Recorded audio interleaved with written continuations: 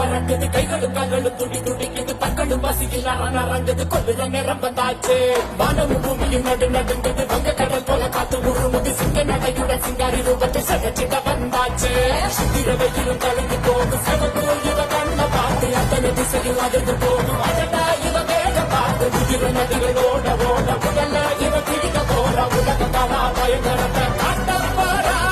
சூற காத்த போல வராடா சவுக்கு போட்டு அடிக்க வராடா ஆண்டு பெண்ணும் கலந்து வராடா வண்ண பிரிச்சு மேக எழுந்து வராடா மெஞ்சில பொங்க விளையாட வரா காஞ்சனா